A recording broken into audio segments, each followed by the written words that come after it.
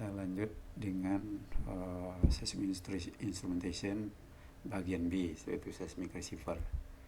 Sebagai pendahuluan, kita bisa review slide dari Google ini ya, yang menunjukkan bagaimana perekaman daripada suatu gerakan gempa bumi ya. Jadi kalau kita lihat di sini bahwa bagian bumi ini kan bergerak secara vertikal ya. Jadi di atas ini nanti ditaruh seismograf seperti ini, ada springnya, ada bebannya di sini, kemudian ada guluan kertas untuk menuliskan ini gerakannya. Jadi begitu ini bergerak secara vertikal ya, maka nanti beban ini akan bergetar juga sesuai dengan pergerakan vertikal permukaan bumi ini ya. Nah ini bergerak, maka nanti dia akan menuliskan, di ujungnya ada pena, dia akan menuliskan pergerakan ini seperti apa yang kita kenal sebagai seismograf ya, seismograf. Nah ini untuk yang pergerakan secara vertikal, sedangkan untuk secara horizontal seperti ini. Jadi begitu ada pergerakan bumi secara horizontal, maka nanti bandul yang digantung seperti ini, di mana di ujungnya ada pena, dia akan bergerak kiri kanan, kemudian dia akan menuliskan seismograf seperti ini. Nah ini adalah receiver yang dipakai pada seismic technology.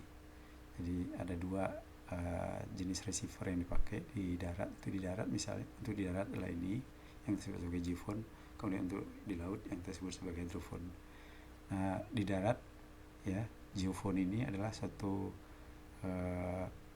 detektor yang dia sensitif terhadap velocity atau kecepatan pergerakan daripada tanah ya.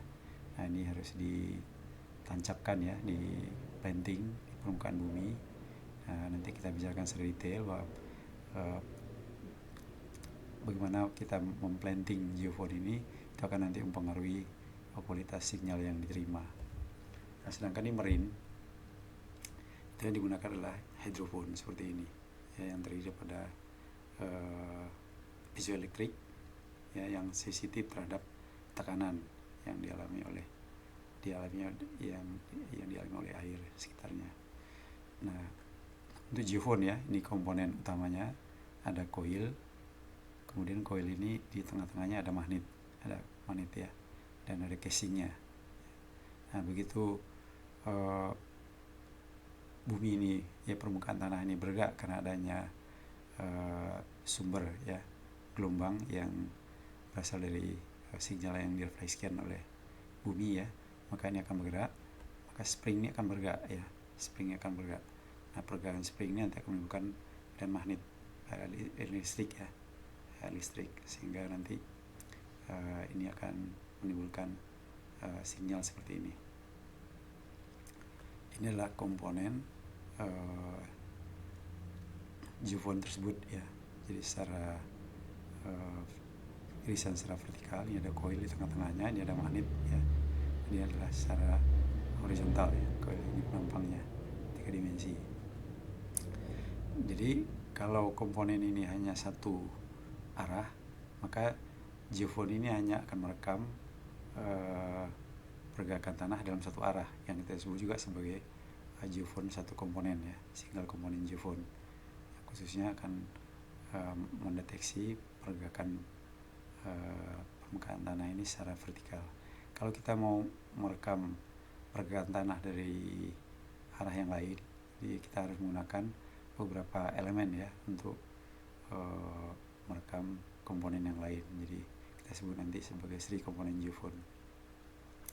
Nah geophone ini dia akan seperti tadi disampaikan, dia sensitif terhadap pergerakan partikel-partikel tanah ya, dan seringkali geophone ini digunakan sebagai array ya, dalam bentuk array, di mana dirangkai beberapa geophone dalam bentuk array. Nah itu nanti yang dihubungkan dengan satu channel di instrumen.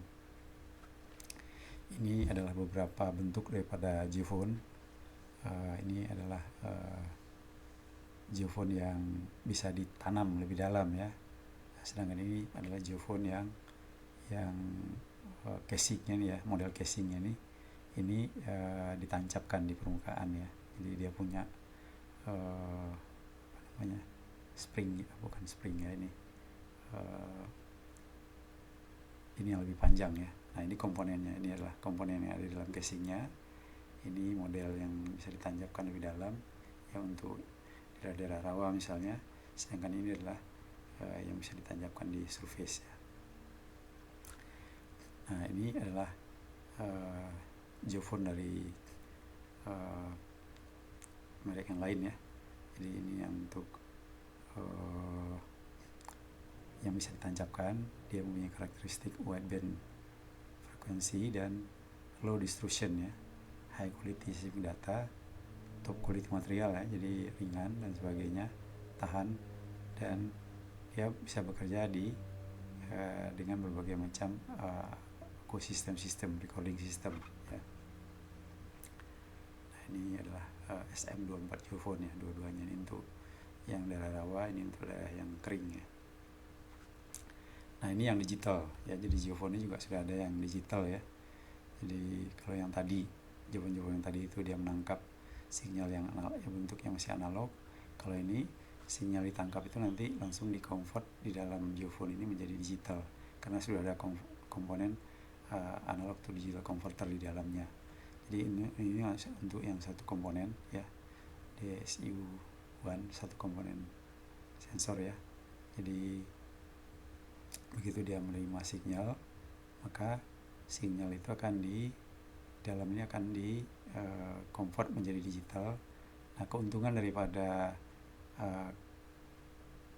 geophone yang digital ini adalah sinyal tersebut tidak lagi terdistorsi ya, tidak mengalami distorsi karena dia tidak perlu menjalar di suatu kabel yang cukup panjang sehingga dia baru mengalami proses analog to digital converter.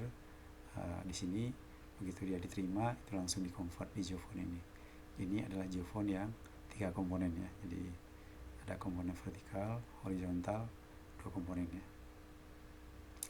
Nah geophone ini secara reguler dia tuh dites ya di shop ya untuk ngecek kelayakannya ya.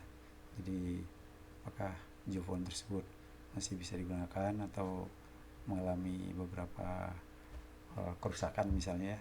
Jadi ini selalu dites di shop untuk memastikan secara reguler untuk memastikan bahwa geophone ini layak dipakai ya.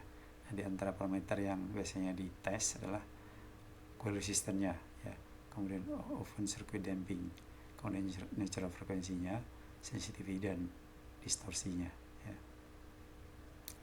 Nah ini salah satu karakteristik daripada geophone yang kita sebut sebagai input response-nya. Jadi input response ini ditandai dengan natural frekuensinya. Jadi kalau spring itu digerakkan secara natural, nah inilah frekuensinya, damping. Kita sebut sebagai damping frekuensinya. Ini juga demikian. Ya. Jadi ini bisa pada 50 Hz, ini pada frekuensi yang sedikit lebih tinggi ya. Nah ini cara menanam geophone-nya ya. Jadi kita untuk penanaman yang bagus ya, spike-nya ini kita tancapkan pada tanah yang sudah agak keras ya, keras. Jangan sampai kita nanamkannya di daerah yang masih banyak lapisan lunaknya atau masih banyak sampah-sampah misalnya ya. Nah ini adalah cara planting yang tidak bagus ya, yang poor. Nah ya, kualitas sinyalnya nanti akan berbeda ya. Untuk yang good plant seperti ini maka sinyalnya akan seperti ini ya. Nah untuk yang poor seperti ini, poor plant itu nanti sinyal akan rendah frekuensinya. Nah yang ini akan frekuensinya akan cukup tinggi ya. Nah rekomendasi untuk mengimprove seismometer coupling ini itu yang pertama adalah kita gunakan spike yang panjang ya.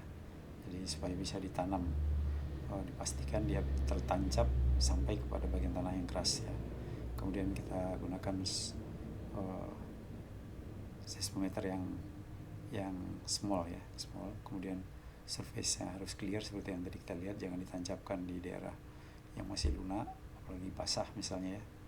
Kalau ada sampah-sampah kita clearkan dulu surface tersebut dari sampah-sampah. Kemudian kita hindarkan ini ya, wet condition, permukaan yang berair misalnya. Nah ini contoh cara menanam geophone ini di daerah yang keras surface-nya ya, di daerah yang berbatu-batu misalnya. Nah ini kadang-kadang kita perlu melakukan sedikit penguburan ya, supaya bisa menancapkan spike-nya ya. Seperti di sini, ini di permukaan yang berbentuk batu ya, ini dilakukan terlebih dulu penguburan sedikit supaya kita bisa nancapkan. Dan di daerah yang agak lunak ya, kita perlu memastikan ya, kita bersihkan ya, kita pastikan bahwa kita nanamnya itu sudah di daerah yang padat ya, supaya nanti bisa memberikan sinyal yang bagus. Ini juga contoh cara menanam planting geophone di jalan raya misalnya ya, seperti ini di trotoar ya. Kalau tidak ada tempat untuk menancapkannya, ini harus dibantu dengan ini, dengan peralatan di mana kita bisa naruh geophone-nya. Nah, ini adalah satu contoh rekaman di mana kalau ini menggunakan geophone yang ditanam sedalam 10 meter, sel ini ditaruh di surface ya. Nah, jadi kita lihat bahwa geophone yang ditanam ini itu responnya lebih bagus ya, lebih high frekuensi, lebih free daripada noise dibandingkan dengan ini ya. Dan ini match dengan sintetiknya ya, sintetik seismogramnya. Nah, geophone ini biasanya yang array ini ya, biasanya yang analog ini biasanya dipakai tidak hanya satu dalam satu session, tapi biasanya dipakai beberapa array, biasanya 8 atau 12 gitu ya. Nah, seperti ini. Ini kalau misalnya geophone intervalnya 30 meter, maka ini yang 8 ini disebar sepanjang 30 meter ya. Nah, kemudian dihubungkan dengan satu channel di instrumen. Nah, salah satu keuntungannya dengan memasang array ini adalah kita bisa mereduce ground roll-nya ya. Kita bisa mereduce ground roll-nya. Nah, ini adalah contoh rekaman yang dilakukan dengan menggunakan single geophone dan yang menggunakan array geophone ya. Jadi kita lihat bahwa kualitas sinyal pada yang array geophone ini itu jauh lebih bagus dibandingkan dengan yang single geophone, di mana kita bisa lihat improvement ya daripada ini ground roll yang nampak jauh lebih sedikit dibandingkan di sini ya. Nah, ini adalah kabel optik kabel yang kita pakai di sepanjang spread, baik itu yang menghubungkan antar geophone ya, maupun yang menghubungkan antar line ya. Jadi optik kabel ini itu mempunyai karakteristik ya, dia bisa bekerja di dalam temperatur yang range yang cukup tinggi ya, dari mulai temperatur yang sangat dingin kalau dia beroperasi di daerah daerah kutub misalnya, sampai ke daerah yang panas di padang pasir misalnya, dia masih bisa bekerja dengan baik. Dan juga dia memiliki berat jenis yang ringan ya, sehingga tidak memerlukan banyak orang untuk membawanya, karena kabel ini nanti akan dibawa ya sepanjang line, pindah dari satu tempat ke tempat lain, dari satu area penembakan atau SWAT ya ke area penembakan yang lainnya. Jadi ini geophone array di station ya misalnya, geophone string, dan juga remote unitnya. Kemudian ini adalah kru yang membawa geophone string dan juga membawa kabel ya. Ini adalah geophone stringnya, ini satu string ya, ini juga geophone stringnya. Semuanya adalah analog geophone ya. Nah, ini geophone dari Sercel instrumen ya FD428. Jadi ini adalah sinyal analog ini dari geophone itu nanti akan masuk ke FDU ini ya. FDU ini nanti sinyal yang analog ini nanti dikonvert menjadi digital ya dalam FDU 428. Nah, ini adalah geophone string ya, yang dihubungkan dengan satu FDU ya. Jadi ada 4 geophone di belakang, 4 geophone di depan ya. Ini gambar yang geophone yang di FDU-nya ya. Ini kabel ke geophone stringnya ya. Ini kita makan yang nanti kita bicarakan, ini namanya LUL ya, laul yang menghubungkan antara beberapa FDU ya. Nah, ini adalah geophone, string komponen geophone. Jadi string komponen geophone ini dia mempunyai 3 komponen, yaitu komponen yang vertikal, satu komponen yang vertikal, itu nomor 3 ini, kemudian komponen yang horizontal ya, kemudian ini satu lagi yang horizontal. Nah, jadi Ini juga dia mempunyai 3 spike ya. Nah, nanti kita menancapkannya itu harus dilihat apakah penancapan ini sudah rata atau belum dari sini ya. Kita lihat dari ada di sini kayak ada cairan gitu ya, untuk melihat apakah dia datar atau enggak. Ini adalah berbagai opsi kita meletakkan geofonnya ya di dalam casing ini. Ini yang ada diletakkan seperti ini, dia 54 derajat ya, vertikal ya, jadi 3 ini. Ada juga yang seperti ini yang horizontal 1, 2, ini yang vertikal ya, vertikal. Nah, ini detail ya daripada seri komponen tadi. Ini adalah elemen geofonnya yang ini yang vertikal, yang horizontal ya. Ini yang inline ya, yang ortogonalnya ya. Nah, ini untuk melihat apakah geofon ini sudah di plan ya secara datar atau tidak atau belum gitu ya. Bisa dilihat di sini level spread ya, kita sebut sebagai level spread ya. Nah, ini adalah situasi ya, lapangan ya, dimana kita bisa menjumpai ya dari mulai karena banyak spread daripada SWOT itu cukup luas ya. Dia bisa mengcover area dari darat sampai dengan area yang transisi seperti ini ya. Jadi kita bisa lihat pada area yang sini kita bisa menggunakan geofone ya. Kita gunakan geofone. Kemudian pada area yang sudah berair seperti ini kita gunakan hydrophone ya. Jadi ini penembakan yang menggunakan kombinasi hydrophone dan geofone. Kemudian kita lihat hydrophone ya. Nah, hydrophone seperti tadi sudah kita lihat, hydrophone ini terdiri pada piezoelektrik keramik ya, yang dia sensitif terhadap tekanan ya, yang disebabkan karena gelombang seismik. Jadi hydrophone ini mirip seperti mikrofon ya, kayak mikrofon, mirip seperti mikrofon. Jadi kalau kita ngomong di depan mikrofon, maka nanti akan ada tekanan udara. Nah, tekanan udara itu akan menggunakan voltage. Demikian juga dengan hydrophone ini. Kalau hydrophone ini mengalami atau mengalami tekanan, perubahan tekanan ya, maka dia akan menimbulkan listrik ya, karena perubahan tekanan tersebut akan membuat keramik ini mengalami squeezing ya, atau bending, dan dia akan generate voltage ya. Nah, ini hydrophone yang dipakai di rawa ya. Ini hydrophone ini kita terpasang ngebor lubang dulu ya. Kita ngebor lubang mungkin 20 meter atau 30 meter ya. Kemudian baru nanti geofone ini kita deploy ke dalam ya, ke dalam lubang tersebut. Dimana di dalam lubang itu tentunya harus ada medium air ya. Ini adalah hydrophone yang disposable. Jadi di area-area dimana kita sulit ya untuk mengambil geofone tersebut kembali setelah kita tanamkan, kita tinggalkan aja. Ini disebut dengan disposable hydrophone. Nah, ini contoh daripada record yang menggunakan geofone dan hydrophone. Jadi seperti tadi sudah disampaikan bahwa hydrophone itu ditanam ya di suatu lubang yang seperti dulu kita bor ya, yang biasanya 10-20 meter gitu ya. Nah, kemudian benefitnya adalah hydrophone ini dia free daripada gerondol ya, free daripada gerondol. Nah, beda dengan hydrophone ya yang ditancapkan di permukaan, dia masih merecord adanya gerondol. Kalau ini hydrophone ini biasanya lebih bersih ya, lebih bersih daripada surface noise.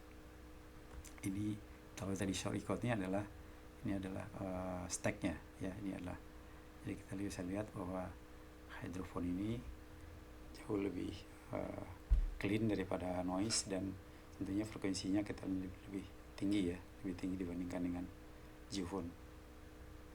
Tapi tentunya juga ini perlu biaya ya untuk menggunakan hydrophone ini. Kita harus ngebor lubang hydrophone ini ya, di samping juga harus ngebor untuk lubang penembakan.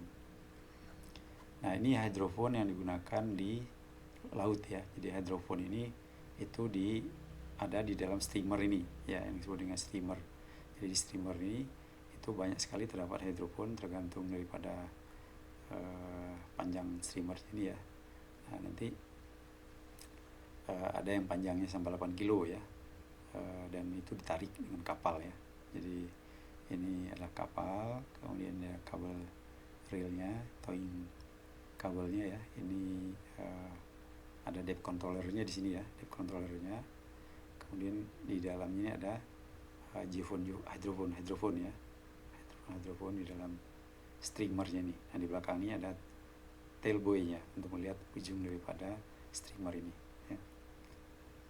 Nah, ini gambar daripada komponen hydrophone-nya ya, ini seperti ini piezoelectric ya. Nah, hydrophone ini nanti ditaruh di dalam streamer, komponen ini ditaruh dalam streamer yang nanti ada, jadi antar geofone ini, nanti hydrophone ini nanti ada pembatasnya ya, karena di dalamnya ada fluida ya, ada fluida, supaya fluida ini bisa stay di dalam area ini, dia ada pembatasnya. Kemudian juga kabel ya, ada juga kabel yang ini kabel yang tali ya, ini tali bukan kabel yang ini, kemudian tali yang untuk menarik streamer ini ya. Ini di dalamnya ya, jadi di dalamnya itu ada pressure sensitive hydrophone ya, ini ada plastik spacer ya. Kemudian ini ada fluid ya, fluid sebagai medium daripada hydrophone ini ya. Kemudian juga ada towing cable, ini towing cable ya, tadi kita sudah lihat. Kemudian juga ada converter ya, analog digital converter. Nah, ini adalah streamer cable yang siap disebarkan ya, atau di deploy ke belakang kapal ini ya oleh krunya ini. Kemudian ini juga yang sudah di deploy di laut ya, di dalam tertentu. Ini krunya, ini adalah kabel-kabel yang menarik hydrophone tersebut atau streamer tersebut di belakang kabel. Nah, ini depth controllernya, seperti yang kita lihat bahwa untuk ini pelatan ini kita taruh di streamer ini untuk mengontrol kedalamannya ya. Ini adalah bagian akhir daripada part B.